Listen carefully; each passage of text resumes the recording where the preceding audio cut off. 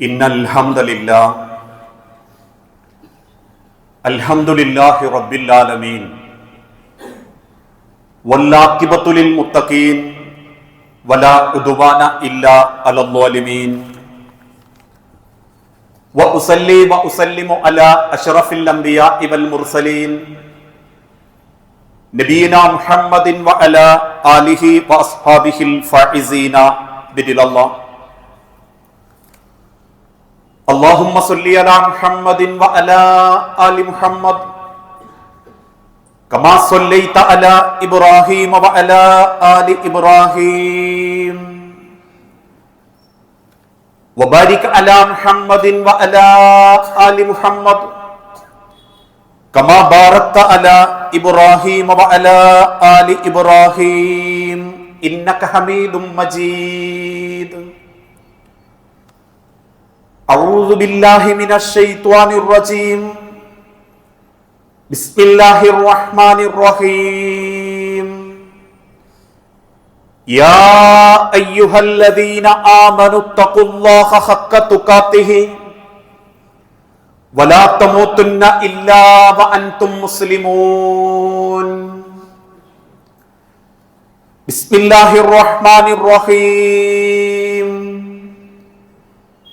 إن تبدوا الصدقات فنعما هي وإن تخفوها وتؤتوها الفقراء فهو خير لكم ويكفر عنكم من سيئاتكم والله بما تعملون خبير. ربي اشرح لي صدري ويسر لي أمري. സ്നേഹാദരണീയരായ സത്യവിശ്വാസി വിശ്വാസിനി സഹോദരങ്ങളെ, സർവലോക രക്ഷിതാവായ അള്ളാഹുവിന്റെ നിയമങ്ങളും നിർദ്ദേശങ്ങളും അന്ത്യപ്രവാചകൻ മുഹമ്മദ് മുസ്തഫ റസൂലുള്ളാഹി സല്ലല്ലാഹു അലൈഹി വസല്ലമയുടെ ജീവിതചര്യകളും സ്വന്തം ജീവിതത്തിന്റെ എല്ലാ രംഗത്തും അള്ളാഹുവിനെ സ്നേഹിച്ചുകൊണ്ട് ജീവിതത്തിൽ പകർത്തണമേ എന്ന് ആദ്യമായി ഉണർത്തുകയാണ്, വസിയത്ത് ചെയ്യുകയാണ്. അള്ളാഹുവിന്റെ അനുഗ്രഹപ്രകാരം മറ്റൊരു സൃഷ്ടികൾക്കും അള്ളാഹു കൊടുക്കാത്ത നിരവധി നിഅമത്തുകളുമായി റബ്ബിന്റെ ദുനിയാവിൽ ജീവിച്ചു കൊണ്ടിരിക്കുന്നവരാണ് നമ്മളൊക്കെ. അതുകൊണ്ട് തന്നെ റബ്ബ് നിശ്ചയിച്ച നിയന്ത്രണങ്ങൾക്കനുസരിച്ച് നല്ലൊരു മരണവും നല്ലൊരു മടക്കവും അള്ളാഹുവിന്റെ സ്വർഗവും പ്രതീക്ഷിച്ചുകൊണ്ടാണ് നമ്മളൊക്കെ അധ്വാനിച്ചുകൊണ്ടിരിക്കുന്നതും പരിശ്രമിച്ചുകൊണ്ടിരിക്കുന്നതും. അതുകൊണ്ട് നമ്മളെ കൊണ്ട് സാധ്യമാകുന്ന നിലക്കൊക്കെ പരസ്യമായി പല ഇബാദത്തുകളും പല ആരാധനാ കർമ്മങ്ങളും നമ്മൾ നിർവഹിക്കാറുണ്ട്. പക്ഷെ ആ പരസ്യമായി നമ്മൾ നിർവഹിക്കുന്ന ആരാധനാ കർമ്മങ്ങളെക്കാൾ പലരുടെയും ജീവിതത്തിൽ രഹസ്യമായ ചില സ്വഭാവങ്ങളും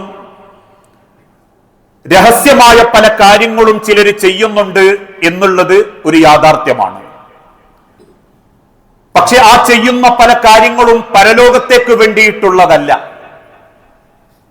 നമ്മളിൽ പലരും ചെയ്യുന്ന രഹസ്യമായ പല സ്വഭാവങ്ങളും നമ്മളെ ജീവിതത്തിൽ നമ്മൾ അത് ചെയ്തുകൊണ്ടിരിക്കുന്നത് ഈ ലോകത്തുള്ള നമ്മളുടെ ആസ്വാദനത്തിന് വേണ്ടിയോ അല്ലെങ്കിൽ ഈ ഭൗതിക ലോകത്തുള്ള പ്രശസ്തിക്ക് വേണ്ടിയോ അതല്ലെങ്കിൽ നാലാളുകൾക്കിടയിൽ മറ്റുള്ളവരെക്കാൾ ഞാനൊന്ന് ഉയരണം എന്ന ചിന്തകളോട് കൂടിയാണ് പല ആളുകളും രഹസ്യമായ ചില കാര്യങ്ങൾ ഈ ലോകത്ത് ചെയ്തുകൊണ്ടിരിക്കുന്നത്.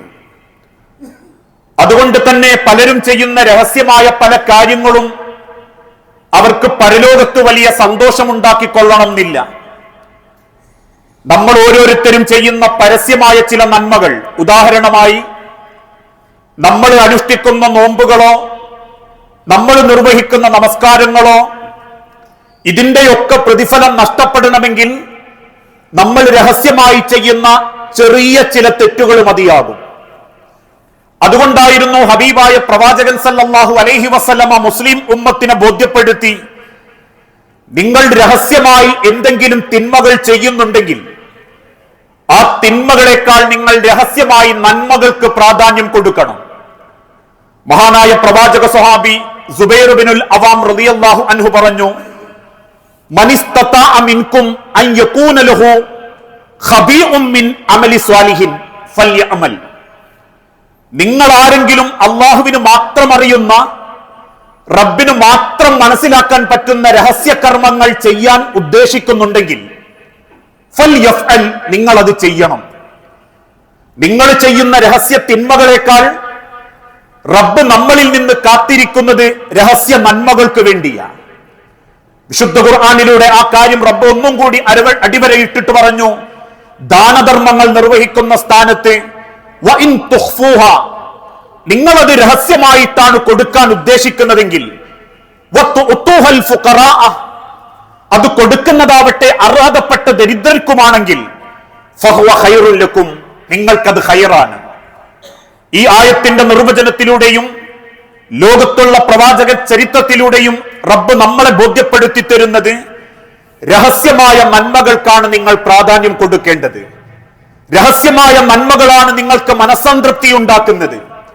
രഹസ്യമായ ഇബാദത്തുകളാണ് നിങ്ങളുടെ മനസ്സിൽ സമാധാനത്തിലേക്ക് എത്തിക്കുന്നത്. ഒന്ന് ചിന്തിച്ചു നോക്കൂ, രാത്രിയുടെ 3-ാം യാമങ്ങളിൽ ആരുമറിയാതെ എഴുന്നേറ്റ് തഹജ്ജുദ് നമസ്കരിക്കുന്നവന്റെ മനസ്സംതൃപ്തി ഫർള് 5 നമസ്കാരം നിർവഹിക്കുന്ന ഒരു വ്യക്തിക്കുണ്ടായിക്കൊള്ളണമെന്നില്ല.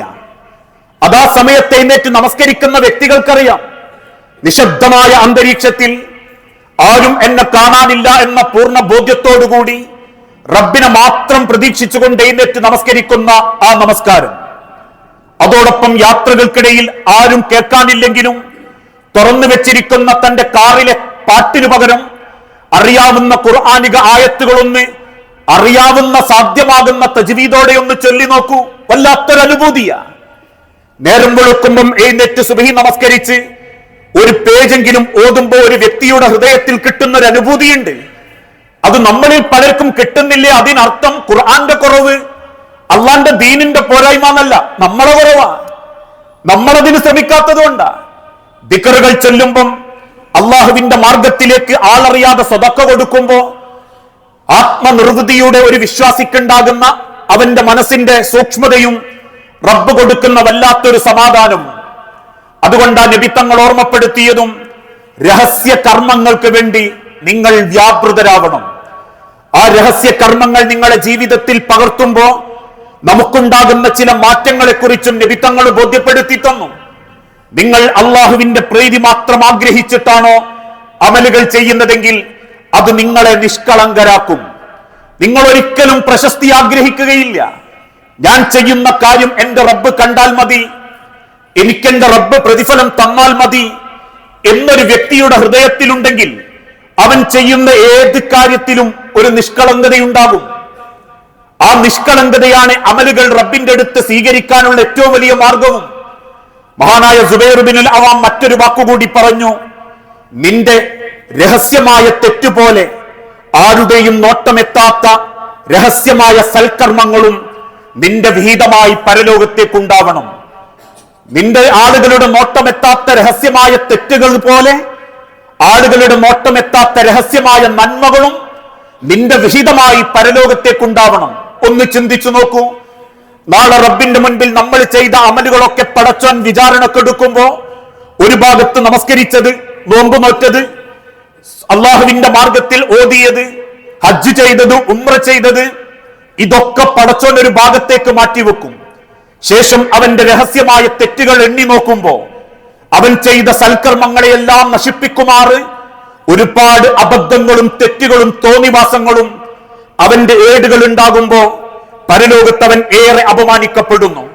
എങ്കിൽ അതേ സ്ഥാനത്ത് ആരുമറിയാതെ നമ്മൾ ചെയ്തിരുന്ന സൽക്കർമ്മങ്ങൾ അത് റബ്ബിന്റെ മുൻപിൽ നമ്മൾ ഏടുകളിൽ അള്ളാഹു മാത്രം അറിയുന്നതായിട്ട് പടച്ചോൻ എഴുതി വെക്കുമ്പോ അള്ളാഹുവിന്റെ കോടതിയിൽ റബ്ബേറെ ഇഷ്ടപ്പെടുന്നതും ആദരിക്കുന്നതും രഹസ്യമായി നന്മകൾ അധികരിപ്പിക്കുന്നവരെയാണെന്ന് ഹബീബായ പ്രവാചകൻ സല്ലല്ലാഹു അലൈഹി വസല്ലമ ബോധ്യപ്പെടുത്തി തന്നു. ഇബ്നു തൈമിയ റഹിമഹുല്ലാഹ് പറയുന്നു, എത്രത്തോളം തിന്മ നിങ്ങൾ മറച്ചു വെക്കുന്നുണ്ടോ അതുപോലെ നന്മകളും നിങ്ങൾ മറച്ചു വെക്കണം. ഏതുപോലെ? നിങ്ങൾക്ക് മാത്രമായിട്ട് അള്ളാഹനെ കാണിക്കാൻ. അതുകൊണ്ടായിരുന്നു ഒരിക്കൽ മദീന പള്ളിയിലിരിക്കുന്ന സ്വഹാബാക്കളോട് മറ്റൊരു വൃദ്ധനായ സ്വഹാബി പറഞ്ഞു, സ്വഹാബത്തെ, മക്കയുടെ അതിരിൽ ഒരു സാധു വൃദ്ധ ഒറ്റക്ക് താമസിക്കുന്നുണ്ട്. മലമൂത്ര വിസർജനമൊക്കെ കിടക്കുന്നിടത്ത് തന്നെയാ. ആർക്കെങ്കിലും സഹായിക്കാൻ പറ്റെങ്കിലും ഒന്ന് സഹായിക്കണം. പിറ്റേന്ന് നേരം വെളുത്ത് സയ്യിദുന ഉമർ ബിൻ ഖത്താബ് അള്ളാഹുവിന്റെ പള്ളിയിൽ നിന്ന് നമസ്കാരം കഴിഞ്ഞ് ആ വൃദ്ധയുടെ വീട്ടിലേക്ക് എത്തി. അത്ഭുതത്തോടെ കണ്ടു, കുളിച്ച് ഭംഗിയോടെ വസ്ത്രം ധരിച്ച ആ ഉമ്മ ഇരിക്കുന്നു. ചോദിച്ചു, ഉമ്മ, ആരാണ് നിങ്ങൾ ഇങ്ങനെയാക്കിയത്? ഉമ്മ കൈമലർത്തിയിട്ട് പറഞ്ഞു, അറിയില്ല മോനെ. ആരോ ഒരാൾ വന്നു, എന്റെ വിസർജനങ്ങൾ വാരിക്കളഞ്ഞു, എന്നെ കുളിപ്പിച്ചു, വസ്ത്രം ധരിപ്പിച്ചു. അദ്ദേഹം ഇറങ്ങി ഓടുന്നതും കണ്ടു. പിറ്റേ ദിവസവും ഉമർ കാത്തിരുന്നു. അതേപോലെ മൂന്നാമത്തെ ദിവസം മദീന പള്ളിയുടെ പിൻഭാഗത്തുള്ള ഈത്തപ്പനയുടെ മറവിൽ ഉമർ ബിൻ ഖത്താബ് കാത്തിരുന്നു, അതാരാണെന്നറിയാൻ. അത്ഭുതത്തോടെ ഉമർ റളിയല്ലാഹു അൻഹു കണ്ടത്, അന്ന് മക്കയും മദീനയും ഭരിക്കുന്ന ഖലീഫ അബൂബക്കർ സിദ്ദീഖ് റളിയല്ലാഹു അൻഹു അള്ളാഹുവിന്റെ പള്ളിയിൽ നിന്ന് തഹജ്ജുദ് നമസ്കരിച്ച് അള്ളാഹുവിന്റെ പള്ളിയിലെ സുബ്ഹി ബാങ്കിന്റെ മുൻപ് ആ പള്ളിയിൽ നിന്നും ഇറങ്ങി ഓടുന്ന കാഴ്ച. ഓടിച്ചെന്ന വൃദ്ധയെടുത്ത് മാറ്റിക്കടത്തി കുളിപ്പിച്ച് വസ്ത്രം ധരിപ്പിച്ച് തിരിച്ച ഉമ്മാനോട് സലാം പറഞ്ഞ് മദീനത്തെ പള്ളിയിൽ ബിലാൽ റളിയല്ലാഹു അൻഹു ബാങ്ക് കൊടുക്കുമ്പോഴേക്കും ആ പള്ളിയിലെത്തുന്ന സിദ്ദീഖുൽ അക്ബറിനെ കണ്ട് സയ്യിദുന ഉമർ ബിൻ ഖത്താബ് വാവിട്ട് കരഞ്ഞുന്ന ഇസ്ലാമിക ചരിത്രം. ഒരു മനുഷ്യന്റെ ജീവിതത്തിൽ റബ്ബ് കാത്തിരിക്കുന്നത് ഇത്തരത്തിലുള്ള അമലുകളെയാ. ആളുകളുടെ പ്രശംസ ആഗ്രഹിക്കാത്ത, മറ്റുള്ളവന്റെ ഭംഗി വാക്കില്ലാത്ത, റബ്ബ് മാത്രം അറിയുന്ന രഹസ്യമായ നന്മകൾ. രണ്ടാമതായി, രഹസ്യമായ നന്മകൾ ചെയ്യുന്നവർക്ക് റബ്ബ് കൊടുക്കുന്ന രണ്ടാമത്തൊരു നിഅമത്ത്, പരീക്ഷണങ്ങളിൽ അവനതൊരു ഫലമായിരിക്കും. ജീവിതത്തിൽ ഏത് പരീക്ഷണം അവൻ നേരിടുന്നുണ്ടോ ആ പരീക്ഷണത്തിലൊക്കെ അവൻ ചെയ്ത നന്മകൾ അവനൊരു ഫലമായിരിക്കും. ഇതിന്റെ നേരെ മറുഭാഗവും നമ്മൾ ചിന്തിക്കണം. എത്രത്തോളം തിന്മ ചെയ്യുന്നോ, എത്രത്തോളം നമ്മൾ പാപങ്ങൾ ചെയ്യുന്നോ, പരീക്ഷണങ്ങൾ വരുമ്പോ മനസ്സിന്റെ ബലം വേഗം നഷ്ടപ്പെടുകയും ചെയ്യും. കാരണം ഉദാഹരണമായി, എന്തൊക്കെയോ തെറ്റുകൾ നമ്മൾ ചെയ്തു, നമ്മളെ കച്ചവടം പൊളിഞ്ഞു, അല്ലെങ്കിൽ സുക്കേട് വന്നു, നമ്മളെ മനസ്സെങ്ങനെയാ ചിന്തിക്കുക? ഇതതുകൊണ്ടായിരിക്കും, അങ്ങനെ ഉണ്ടാക്കിയതുകൊണ്ടായിരിക്കും, അങ്ങനെ ചെയ്തതുകൊണ്ടായിരിക്കും. അതോടെ അവന്റെ മനസ്സിന്റെ ബലം നഷ്ടപ്പെടും, അവൻ ആശങ്കപ്പെടും, ഓ മൊത്തത്തിൽ ഡള്ളാവും. അവന്റെ ശരീരത്തിലെ രോഗത്തിന് വേണ്ടി കൊടുക്കുന്ന അവന്റെ ആന്റിബയോട്ടിക്കുകൾ അല്ലെങ്കിൽ അങ്ങനെയുള്ള ചികിത്സകൾ പോലും ഫലിക്കാതെയാവും. അതുകൊണ്ട് ഡോക്ടർമാരൊക്കെ ആദ്യം പറയും, മനസ്സിനൊരു ബലം ഉണ്ടാവണം, എങ്കിലേ ചികിത്സയൊക്കെ ഒന്ന് ഫലാവും. ആ ബലം ഒരടിമക്ക് റബ്ബ് കൊടുക്കണമെങ്കിൽ അവന്റെ രഹസ്യമായ നന്മകൾ അവന് ബലം കൊടുക്കും. അതുകൊണ്ട് ഇബ്നു ഖയ്യിം റഹിമഹുല്ലാഹ് പറയുന്നു, രഹസ്യ പാപം നമ്മെ നാശത്തിലേക്ക് എത്തിക്കും. രഹസ്യ നന്മകൾ ആരാധനകളിലുണ്ട് എങ്കിൽ, നമ്മളെ ജീവിതത്തിലുണ്ടെങ്കിൽ ഉലയാതെ നിങ്ങളെ വേരുകളെ അത് ബലപ്പെടുത്തി തരും. അതുകൊണ്ടാണല്ലോ ഗുഹയിൽ അകപ്പെട്ടു പോയ 3 പേര് അന്ന് വരെ ഒരാളോടും പറയാത്ത നന്മ റബ്ബിനോട് പറഞ്ഞു, നാഥാ, ഞങ്ങൾ ഗുഹയിൽ അകപ്പെട്ടു പോയിട്ടുണ്ട്, ഈ മുൻഭാഗത്തുള്ള പാറയൊന്ന് നീങ്ങിക്കിട്ടിയാലേ ഞങ്ങൾക്ക് രക്ഷപ്പെടാൻ പറ്റൂ. അതുകൊണ്ട് റബ്ബേ, ഞാൻ എന്റെ ഉമ്മാക്കും വാപ്പാക്കും ഭക്ഷണം കൊടുത്തിട്ടല്ലാതെ ഞാനും മക്കളും ഭക്ഷണം കഴിച്ചിട്ടില്ല. അത്ഭുതം എന്ന് പറയട്ടെ, പാറ നീങ്ങി നിൽക്കുന്നു. രണ്ടാമത്തെ വ്യക്തി പറഞ്ഞു, റബ്ബേ, വ്യഭിചരിക്കാനുള്ള എല്ലാ സാഹചര്യവും എനിക്കൊത്തു വന്നു. ആ പെണ്ണിന്റെ കാലിന്റെ ഇടയിലേക്ക് ഞാൻ ഇരിക്കാൻ ഒരുങ്ങുമ്പോ അവൾ എന്റെ കണ്ണിൽ നോക്കിയിട്ട് പറഞ്ഞു, ഇത്തക്കില്ല, നിങ്ങൾ അള്ളാഹുവിനെ ഭയപ്പെട്ടുകൊള്ളുക. ഞാൻ മാറി റബ്ബേ, പിന്നെ ഒരിക്കൽ പോലും ഒരു പെണ്ണിന്റെ നേരെ ഞാൻ ആ ആഗ്രഹത്തോടെ ചെന്നിട്ടില്ല. പാറക്കല്ലുകൾ മാറി നിൽക്കുന്നു. മൂന്നാമത്തെ വ്യക്തി തൊഴിലാളിക്ക് കൊടുത്ത ഉപകാരത്തെ പറ്റി പറഞ്ഞപ്പോ പാറക്കല്ല് പൂർണ്ണമായും മാറുന്നു. ഏത് പരീക്ഷണത്തിലും ഒരു വിശ്വാസിക്ക് ഫലം നൽകുന്നത് അവന്റെ ഉള്ളറകളിൽ റബ്ബിനെ മാത്രം കാണിക്കാൻ അവൻ കൊണ്ടു നടക്കുന്ന നന്മകളാ. അത് എത്രത്തോളം നമ്മളെ ജീവിതത്തിൽ ഒരു പ്രാർത്ഥനയിൽ ഉണ്ട് എന്ന് നമ്മൾ ചിന്തിക്കണം. നമ്മൾ ഈ പ്രകടനപരതയിൽ ചെയ്യുന്ന പല ഇബാദത്തുകളും കേവലം യാന്ത്രികം മാത്ര. വെള്ളിയാഴ്ച ആയതുകൊണ്ട്, 12-20 ആയതുകൊണ്ട്, പള്ളിക്ക് പോകാനുള്ളതുകൊണ്ട്, എന്തായാലും പോകാൻ നിർബന്ധമായതുകൊണ്ട് എന്നൊരു മനസ്സേ വരുന്നുള്ളൂ പല ഇബാദത്തുകളിലും, പല കർമ്മങ്ങളിലും. എന്തുകൊണ്ടാ റമളാനിന് ശേഷം ഒരു സുന്നത്ത് നോമ്പ് പലരും നോൽക്കാത്ത? എത്ര സുന്നത്ത് നോമ്പുകൾ തിങ്കളും വ്യാഴവും വന്നു. എന്തേ ഇവരൊക്കെ തന്നെ റമളാനിൽ നോൽക്കാനുള്ള കാരണം? റമളാനിൽ പിന്നെ നോറ്റിട്ടില്ലെങ്കിൽ നാട്ടുകാർ ചോദിക്കും, നോമ്പോൽക്കാതെ എങ്ങനെയപ്പ റമദാൻ മാസത്തിൽ എന്താ തിന്നാൻ കിട്ടുക എന്നുള്ളതൊരു കേവലം അഭിനയം മാത്ര.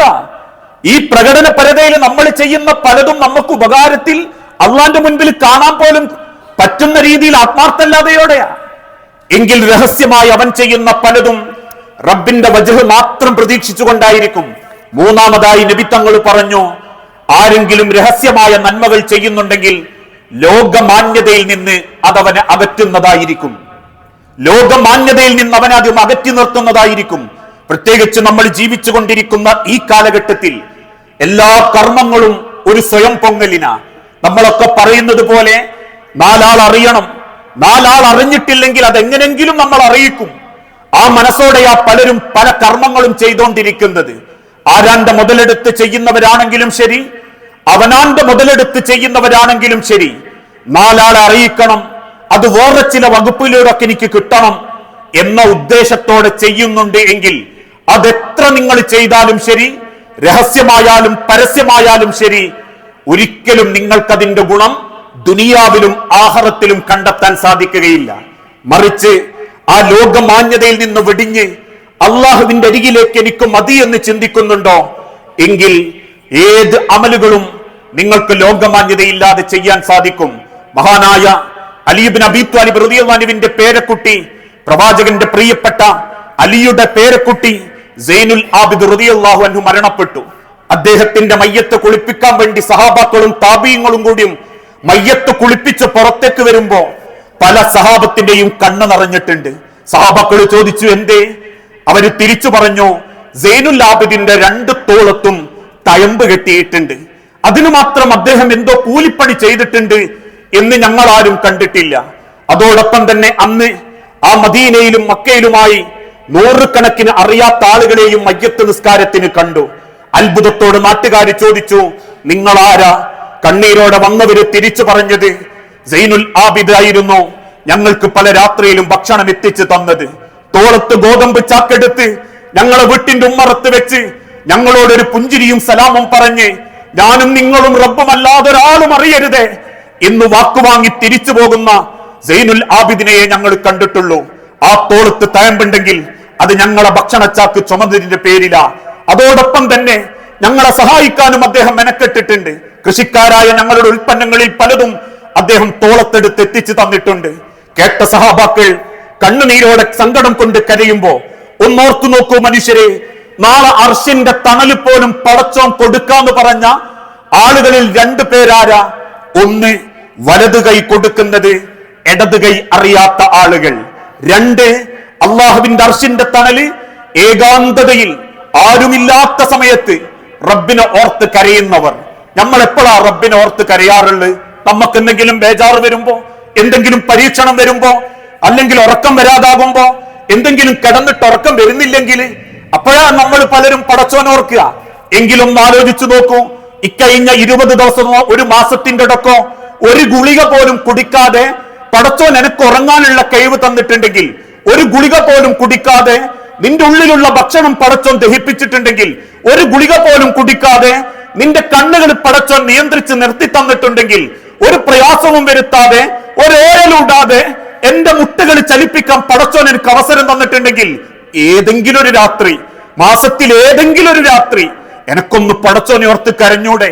അള്ള തരുന്ന നിയമത്തുകളെ ആലോചിച്ചിട്ട്, പടച്ചോൻ തരുന്ന റഹ്മത്തിനെ ആലോചിച്ചിട്ട് ആ ചിന്തയോടെ നീ കരയുന്നുണ്ടെങ്കിൽ തീർച്ചയായും അള്ളാഹു നിന്നെ ഇഷ്ടപ്പെടുകയും നിന്റെ അമലുകൾ ലോകമാന്യതയിൽ നിന്ന് റബ്ബ് കാത്തുരക്ഷിക്കുകയും ചെയ്യും. 4-മതായി, രഹസ്യമായി നിങ്ങൾ നന്മകൾ ചെയ്യുന്നുണ്ടോ? ഹൃദയം ശുദ്ധീകരിക്കപ്പെടും, നിങ്ങളുടെ ഹൃദയത്തെ ഭംഗിയാക്കപ്പെടും. ഹൃദയത്തിൽ എന്തെങ്കിലും അസുഖങ്ങൾ ഉണ്ടെങ്കിൽ, അഥവാ കുശുമ്പോ അസൂയയോ വെറുപ്പോ മറ്റൊരുത്തനോടുള്ള പകയോ അങ്ങനെ എന്തെങ്കിലുമൊക്കെ പ്രശ്നങ്ങൾ എന്റെ ഹൃദയത്തിനുണ്ടെങ്കിൽ ആ ഹൃദയത്തെ റബ്ബ് സുഖപ്പെടുത്തി കളയും. നമ്മൾ ചിന്തിക്കേണ്ടതും അങ്ങനെയാ.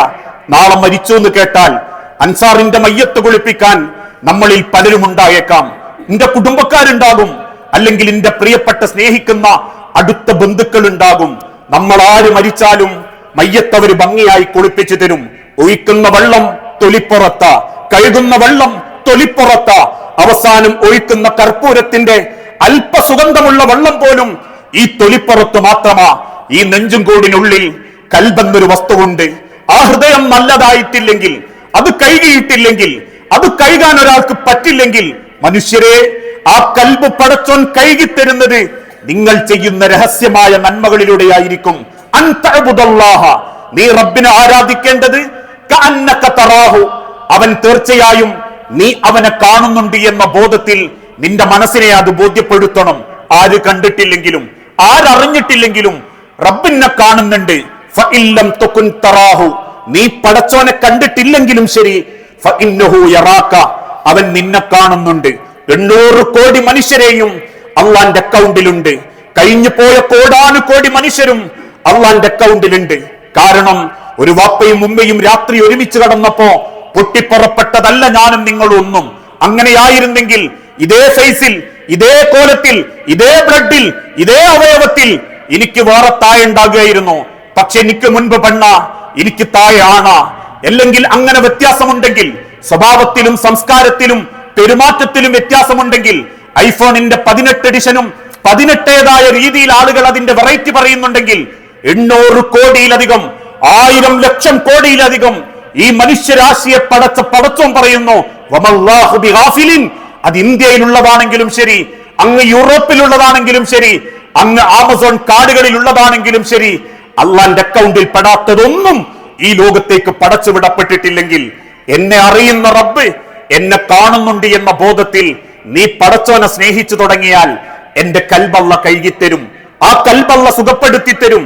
ഇതൊന്നും ചിന്തിക്കാതെ പകല് ചെയ്യുന്ന കുറെ നല്ലതുമായിട്ട് മാത്രം എനിക്ക് അള്ളാന്റെ അടുത്തേക്ക് പോകാനുള്ളതെങ്കിൽ, നീ ചെയ്ത ഇരുട്ടിന്റെ രഹസ്യത്തിന്റെ മറവിൽ ചെയ്ത പലതും നിന്റെ നന്മകൾ ഇല്ലാതാക്കി കളഞ്ഞിട്ടുണ്ടാകും.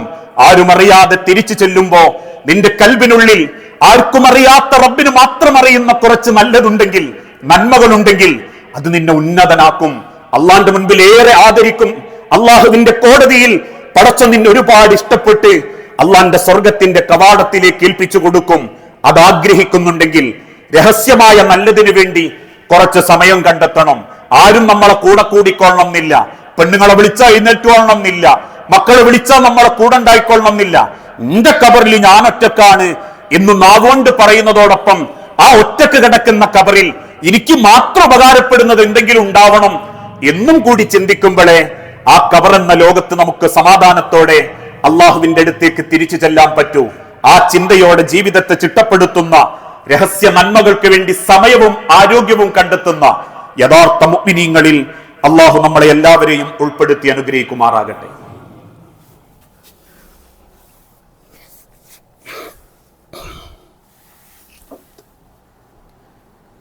അൽഹംദുലില്ലാഹ് വസ്സലാത്തു വസ്സലാമു അലാ റസൂലിൽ അമീൻ വഅലാ ആലിഹി വഅസ്ഹാബിഹി അജ്മഈൻ, അമ്മാ ബഅദ്. യാ അയ്യുഹൻ നാസ് ഉസീകും സാനിയം ബിതഖ്വല്ലാഹ്. ജീവിതത്തിന്റെ ഒരു രംഗത്തും അള്ളാഹുവിനെ മറന്നുപോകരുതേ എന്ന് എന്നോടെന്ന പോലെ നമ്മളിൽ ഓരോരുത്തരോടും വസിയത്ത് ചെയ്യുകയാണ്, ഉപദേശിക്കുകയാണ്. നമ്മളെ രാജ്യം ഒരു വലിയ സമരമുഖത്ത് പ്രക്ഷുബ്ധമായി കൊണ്ടിരിക്കുകയാണ്. ആ രാജ്യം നേരിട്ടുകൊണ്ടിരിക്കുന്ന വലിയൊരു പ്രയാസത്തിന്റെ മുൻപിൽ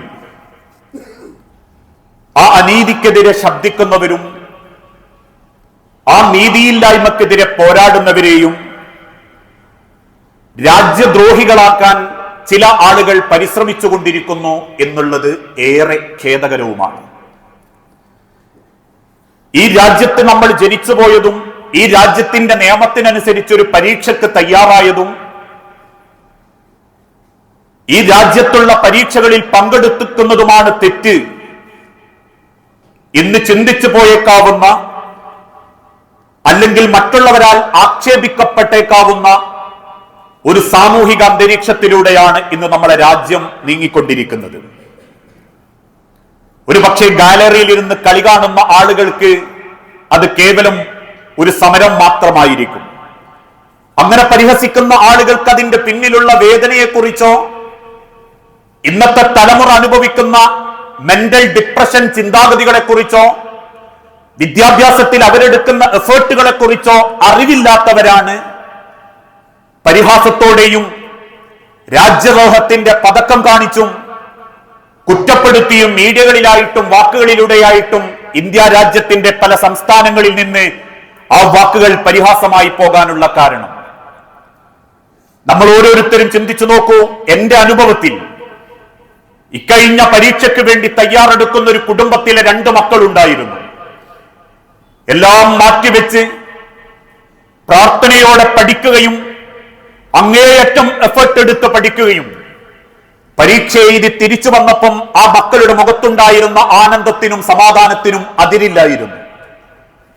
ആദ്യത്തെ 500-ന്റെയോ 1000-ന്റെയോ ഉള്ളിൽ കിട്ടും എന്ന പ്രതീക്ഷയോടുകൂടി ആ മക്കൾക്ക് വേണ്ടി വിദേശത്തുള്ള ജോലി പോലും അല്പകാലത്തേക്ക് വേണ്ടെന്ന് വെച്ച് നാട്ടിലെത്തിയ ഒരു പിതാവ് അവസാനം ആ എക്സാം അതല്ലെങ്കിൽ ആ മത്സരം ഉപേക്ഷിച്ചു എന്ന് കേൾക്കുന്നതോടുകൂടി മാനസികമായി തകരുകയും പിന്നീടുള്ള അതിനുശേഷം നടന്ന പരീക്ഷയിൽ ലക്ഷ്യസ്ഥാനത്തിന്റെ പകുതിയിലേക്ക് പോലും എത്താൻ പറ്റാതിരിക്കുകയും ചെയ്തിട്ടുണ്ടെങ്കിൽ സ്വന്തം കുടുംബത്തിൽ പരീക്ഷ എഴുതുന്ന മക്കളും അതിനവരെടുക്കുന്ന എഫേർട്ടും ത്യാഗവും അവർക്കതിനു വേണ്ടി ഒരുങ്ങുന്ന രക്ഷിതാക്കളുടെ മാനസിക സംഘർഷങ്ങളും അറിയാത്ത കേവലം വിഡ്ഢികൾ മാത്രമേ അതിനെ പരിഹസിക്കാറുള്ളൂ, കുറ്റപ്പെടുത്താറുള്ളൂ. ഇത്തരത്തിലുള്ള അവസ്ഥയിലൂടെ നമ്മുടെ രാജ്യം മുൻപോട്ട് പോകുമ്പോൾ ജയവും തോൽവിയും അല്ല ഇവിടെ പ്രശ്നം.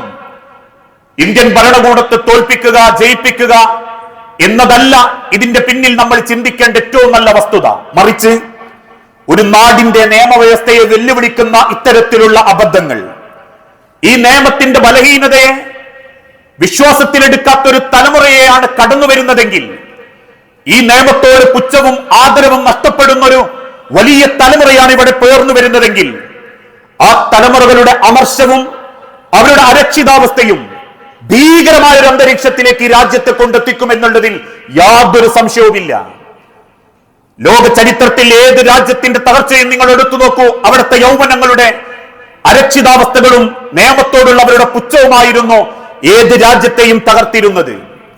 ഇന്ന് നമ്മൾ വിളിച്ചെടുക്കുന്ന പല മുസ്ലിം രാഷ്ട്രങ്ങൾക്ക് പിന്നിൽ പോലും ആ രാഷ്ട്രത്തിന്റെ തകർച്ചയ്ക്ക് കാരണം അവിടെയുള്ള നിയമവ്യവസ്ഥയോടുള്ള ബലഹീനതയും ആ നിയമത്തോടുള്ള പുച്ഛവുമായിരുന്നു. യുവാക്കൾക്കിടയിൽ, അവകാശത്തിന് വേണ്ടി പണിയെടുക്കുന്ന യുവാക്കൾക്കിടയിൽ ആ അവകാശങ്ങൾ തടയപ്പെട്ടപ്പോഴാണ് രാജ്യങ്ങൾ നശിച്ചത് എന്ന് ഇസ്ലാമിക ലോകത്തെന്നല്ല ലോക ചരിത്രം പരിശോധിച്ചു നോക്കുന്ന ഏതൊരാൾക്കും തിരിച്ചറിയാൻ സാധിക്കും. ആ അവകാശ പോരാട്ടത്തെയാണ് പലരും രാഷ്ട്രീയവൽക്കരിച്ചു കൊണ്ടിരിക്കുന്നത്. ഇത് ശരിയല്ല എന്ന് തുറന്നു പറയുന്നിടത്ത് പലർക്കും നാവുകൾ പൊന്താതെ തിരിഞ്ഞേക്കാം. പക്ഷേ ഈ രാജ്യത്തെയും രാജ്യത്തിന്റെ ഭരണകൂടത്തെയും സ്നേഹിക്കുന്നവരും ഇന്നും ഈ രാജ്യത്തിന്റെ നിയമവ്യവസ്ഥയെ ആദരിക്കുകയും ചെയ്യുന്ന നമുക്ക് തുറന്നു പറയാൻ പറ്റും, ഇത് ശരിയല്ല, ഇത് അനീതിയാണ്. കാരണം ഇത്തരത്തിലുള്ള ചോർത്തലും പ്രകടിപ്പിക്കലും പകർത്തലുമൊക്കെ തെളിയിക്കപ്പെട്ടിരിക്കുന്ന ഈ സാഹചര്യത്തിൽ ആരാണോ അതിന് ഉത്തരവാദികൾ അവര് ശിക്ഷിക്കപ്പെട്ടേ മതിയാകൂ. അവർക്കതിൻ്റെതായ പരിണിതഫലം അനുഭവിച്ചേ മതിയാകൂ. ആ ഐക്യദാർഢ്യം കേവലം വാക്കുകളിലൂടെ, ഏതെങ്കിലും പോസ്റ്റുകളിലൂടെ, ഏതെങ്കിലും രസം പിടിപ്പിച്ച വീഡിയോ കണ്ടതുകൊണ്ടല്ല. ഹൃദയം തുറന്ന് നമ്മൾ വിശ്വസിക്കുന്ന റബ്ബിനോട് നമുക്ക് പ്രാർത്ഥിക്കാൻ പറ്റണം. മഹാനായ സയ്യിദുന അള്ളാഹുവിന്റെ പ്രവാചകൻ വിശുദ്ധ ഖുർആനിലൂടെ പഠിപ്പിച്ചതുപോലെ അൽ ഫിത്നത്തു അശദ്ദു മിനൽ ഖത്ൽ, കൊലപാതകത്തെക്കാൾ കഠിനമാണ് ഫിത്നയുണ്ടാക്കുക എന്നുള്ളത്, കുഴപ്പങ്ങൾ ഉണ്ടാക്കുക എന്നുള്ളത്. ഏതൊക്കെയോ അജണ്ടകൾ പിന്നിൽ വെച്ച് പലരും മത്സരിച്ചുകൊണ്ടിരിക്കുമ്പോ വലാ യജ്രിമന്നക്കും ശൻആനു ഖൗമിൻ അലാ അൻ തഅദിലു, ഈ ഒരു പരീക്ഷയിലും അവകാശ പോരാട്ടത്തിനും മുസ്ലിമീങ്ങൾ മാത്രമല്ല മുൻപിലുള്ളത്. ആര് രാഷ്ട്രീയവൽക്കരിച്ചാലും വർഗീയവൽക്കരിച്ചാലും പരീക്ഷ എഴുതുന്ന ലക്ഷക്കണക്കിന് വിദ്യാർത്ഥികളിൽ ഹൈന്ദവനുണ്ട്, ക്രൈസ്തവനുണ്ട്, മുസൽമാനുണ്ട്, സിഖുണ്ട്, പാർസിയുണ്ട്, ജൈനനുണ്ട്, ബുദ്ധനുണ്ട്. അതുകൊണ്ട് തന്നെ നമുക്ക് പറയാൻ പറ്റണം, ഇത് അനീതിയ, അത് ചെയ്യരുത്. അതിന് കാരണക്കാരായ അവരെ ശിക്ഷിക്കപ്പെടുകയും അവർ ഐക്യദാർഢ്യം പ്രഖ്യാപിക്കുകയും ചെയ്യേണ്ടത് നമ്മൾ ഓരോരുത്തരുടെയും ഹൃദയം തൊട്ട പ്രാർത്ഥനയിലൂടെയായിരിക്കണം. ആ ചിന്തയിൽ ഇന്ന് നടക്കുന്ന ഇത്തരത്തിലുള്ള അക്രമങ്ങൾക്കെതിരെ മനസ്സുകൊണ്ടെങ്കിലും ഇത് ശരിയല്ലെന്ന് പറയാനും അതിന്റെ ദുരവസ്ഥ സമൂഹത്തിന് ബോധ്യപ്പെടുത്തി കൊടുക്കാനും നമുക്ക് പറ്റുമെങ്കിൽ ഒരു വാക്കുകളിലൂടെയെങ്കിലും നമ്മൾക്ക് അവർക്ക് ആശ്വാസമാകണം. നമ്മൾ കാണുന്ന ഒരു ന്യൂജനല്ല നമ്മളെ മുൻപിലുള്ളത്, അവരൊരുപാട് സ്വപ്നം കാണുന്നവരാ. നമ്മൾ പഠിച്ച തറയും പറയുമല്ല അവരെ കൺമുൻപിൽ തുറക്കപ്പെട്ടിരിക്കുന്നത്. ഐടെക് രീതികളിൽ, IT യുഗങ്ങളിൽ, AI സംവിധാനങ്ങളിൽ അവര് അപ്ഡേറ്റഡ് ആക്കപ്പെടുമ്പോ പണ്ടുകാലത്ത് പഠിച്ച വിദ്യാഭ്യാസം വെച്ച് ഇന്നത്തെ തലമുറയെ നമ്മൾ കുറ്റപ്പെടുത്തുകയല്ല. കാരണം എല്ലാ നാട്ടിലും ഏതെങ്കിലും പെറുക്കിയെടുത്ത് വിൽക്കുന്നവരും കടയിൽ നിൽക്കുന്നവരും ഏതെങ്കിലും വളപ്പൊട്ടുകൾ വാങ്ങിക്കൊടുക്കുന്നവരും ഫാൻസികളിലും ടെക്സ്റ്റൈൽസുകളിലും മാത്രം നിൽക്കുന്നവർ പോരാ, ബഹിരാകാശത്തേക്ക് പോകുന്നവർ വേണം. അതിനേക്കാൾ ഏറെ നിയമസാധുതകളുടെ നന്മകൾ പഠിക്കുന്നവരാകണം. രാജ്യത്തിന്റെ നീതിന്യായ വ്യവസ്ഥയെ നന്മയിൽ നയിക്കുന്നവരാകണം. അതിനേക്കാൾ ഏറെ അപ്ഡേറ്റ് ചെയ്യപ്പെടുന്ന രാജ്യത്തിന്റെ പുരോഗതിക്ക് വേണ്ടി, മതിൽക്കെട്ടുകളല്ലാത്ത പുരോഗതിക്ക് വേണ്ടി, മറച്ചു പിടിക്കുന്ന ചുമരുകൾക്കല്ലാത്ത പുരോഗതിക്ക് വേണ്ടി പണിയെടുക്കുന്ന തലമുറകൾക്ക് വേണ്ടി, അവരെ വിദ്യാഭ്യാസത്തിന് വേണ്ടി, പരീക്ഷയ്ക്ക് വേണ്ടി നമ്മൾ പ്രാർത്ഥിക്കുകയും അവർക്ക് വേണ്ടി ഒരുങ്ങിക്കൊടുക്കുകയും ചെയ്യണം. നമ്മൾ ജീവിച്ച മാതിരി കഞ്ഞും പയറും കുടിച്ച് പണ്ടുകാലത്തെ ജീവിതം നയിക്കട്ടെ എന്ന് ചിന്തിക്കാതെ വാക്കുകളെ കൊണ്ട് ഈ തലമുറയെ സ്നേഹിക്കാനും അവർക്ക് നന്മകൾക്ക് വേണ്ടി ഒരുങ്ങാനും നമ്മൾക്ക് സാധിക്കുമ്പോഴാണ് നമ്മൾ ഈ നാടിനെയും നമ്മളെ രാജ്യത്തെയും സ്നേഹിക്കുന്നവരാകുന്നത്. അതാണ് രാജ്യസ്നേഹം, അതാണ് സമൂഹ സ്നേഹം, അതാണ് തലമുറയോട് നമ്മൾ കാണിക്കേണ്ട ഏറ്റവും വലിയ ആദരവും. അങ്ങനെ ചിന്തിക്കുന്ന ഒരു നല്ല മനസ്സിന്റെ ഉടമകളാവാൻ, ഇതിന് കാരണക്കാരായ ആളുകളിൽ നിന്ന് അതിൻ്റെതായ നിയമത്തിനനുസരിച്ച് അവരുടെ ജീവിതത്തെ ബാക്കിയാക്കാനും ശിക്ഷയിലേക്ക് എത്തിക്കാനും അത്തരത്തിലുള്ള നന്മകൾക്ക് വേണ്ടി മുന്നിട്ടിറങ്ങുന്ന ആളുകൾക്ക് സമാധാനവും ശാന്തിയും അള്ളാഹു നൽകി അനുഗ്രഹിക്കുമാറാകട്ടെ. അറിഞ്ഞും അറിയാതെയും ഒരുപാട് തെറ്റുകുറ്റങ്ങൾ സംഭവിച്ചു പോയിട്ടുണ്ട് നാഥ. എല്ലാ തെറ്റുകുറ്റങ്ങളും പുറത്ത് നിന്റെ സ്വർഗത്തിൽ ഇതേ രൂപത്തിൽ നീ ഞങ്ങളെ ഒരുമിപ്പിച്ചു കൂട്ടണമേ നാഥ. മക്കളില്ലാതെ പരീക്ഷിക്കപ്പെടുന്ന ഒരുപാട് കുടുംബങ്ങളുണ്ട് റബ്ബേ. മക്കളെന്ന അനുഗ്രഹം നൽകി ഓരോ കുടുംബങ്ങളോടും നീ കാരുണ്യം കാണിക്കണമേ നാഥ. ചെറുതും വലുതുമായ പല അസുഖങ്ങളിലും ഏറെ പ്രയാസപ്പെട്ട് ജീവിക്കുന്നവരുണ്ട് റബ്ബേ. എല്ലാ പ്രയാസങ്ങളും എളുപ്പം ശിഫ നൽകി ആരോഗ്യത്തോടെ ആഫിയത്തോടെ ജീവിക്കാൻ ഓരോരുത്തർക്കും തൗഫീക്ക് നൽകണമേ. اللهم اغفر للمؤمنين والمؤمنات المسلمين والمسلمات الأحياء منهم والأموات إنك مجيب الدعوات يا قاضي الحاجات. اللهم أعز الإسلام والمسلمين وأذل الشرك والمشركين. اللهم أجرنا من النار اللهم أجرنا من النار اللهم أجرنا من النار. അള്ളാഹുവെ പ്രാർത്ഥിക്കണമെന്ന് വസിയത്ത് ചോദിച്ചവരുണ്ട്. അസുഖം ബാധിച്ച് വെന്റിലേറ്ററിലടക്കം കിടക്കുന്ന ആളുകൾ, എന്താണോ റബ്ബേ ഏറ്റവും ഹൈറായത്, ആ കുടുംബത്തിന് ക്ഷമയോടെ നേരിടാൻ പറ്റുന്നത്, ആ ഹൈറിലേക്ക് നീ ഓരോരുത്തർക്ക് സമാധാനം നൽകുകയും നേരിട്ടുകൊണ്ടിരിക്കുന്ന പരീക്ഷണങ്ങളിൽ നിന്ന്, അസുഖങ്ങളിൽ നിന്ന് ക്ഷമയോടെ മുന്നോട്ട് പോകാൻ ഓരോരുത്തർക്കും നീ തൗഫീക്ക് നൽകണമേ നാഥാ. ഞങ്ങളെ മക്കൾക്ക് നല്ല വിദ്യാഭ്യാസം കൊടുക്കുകയും അവരെ കൊണ്ട് ദുനിയാവിലും ആഖിറത്തിലും ആദരിക്കപ്പെടുന്ന കുടുംബമാകാൻ, രക്ഷിതാക്കളാവാൻ, അവർക്ക് നല്ലൊരു മഈശത്ത് ഉപജീവനം ഉണ്ടാകാൻ അവരോടും ഞങ്ങളോടും നീ കാരുണ്യം കാണിക്കണമേ. കടബാധ്യതയിലും ഹറാമായ ലോണ് പോലെയുള്ള വിഷയത്തിലും പെട്ടുപോയവരുണ്ട് നാഥ. അതിൽ നിന്നെല്ലാം രക്ഷപ്പെട്ട് ഹലാലായ സമ്പാദ്യത്തോടെ ജീവിച്ചു മരിക്കാൻ നീ തൗഫീക്ക് നൽകണമേ നാഥ. നന്മക്ക് വേണ്ടി പണിയെടുക്കുന്നവർ, നീതിക്ക് വേണ്ടി വാദിച്ചു കൊണ്ടിരിക്കുന്നവർ രാജ്യങ്ങളിൽ, ഇതര മുസ്ലിം രാഷ്ട്രങ്ങളിൽ, ഞങ്ങളുടെ രാജ്യങ്ങളിൽ നീതിയോടൊപ്പം നീ നിൽക്കുകയും ആ നീതിക്ക് എല്ലാവിധ സഹായങ്ങളും റബ്ബേ നിന്റെ ഭാഗത്തു നിന്നുണ്ടാവുകയും ചെയ്യണമേ. പ്രവാസ ലോകം ഏറെ ആശങ്കയിലേക്ക് വീണ്ടും നീങ്ങിക്കൊണ്ടിരിക്കുകയാണ്. യുദ്ധക്കെടുതിയിൽ നിന്ന് ആ രാജ്യങ്ങളെ നീ കാത്തുരക്ഷിക്കുകയും ശത്രുക്കളുടെ തന്ത്രത്തിൽ നിന്ന് ഞങ്ങളെ പ്രവാസി സഹോദരങ്ങളുടെയും അവരുടേതായ കച്ചവട സാമ്പത്തിക രംഗത്തെയും നീ കാത്തുരക്ഷിച്ച് സമാധാനത്തിലേക്ക് എത്തിക്കണമേ. റബ്ബനാ അത്തിനാ ഫിദ്ദുനിയ ഹസന വഫിൽ ആഖിറതി ഹസനത വഖിനാ അദാബന്നാർ. റബ്ബനാ തഖബ്ബൽ മിന്നാ ഇന്നക അൻത സമീഉൽ അലീം.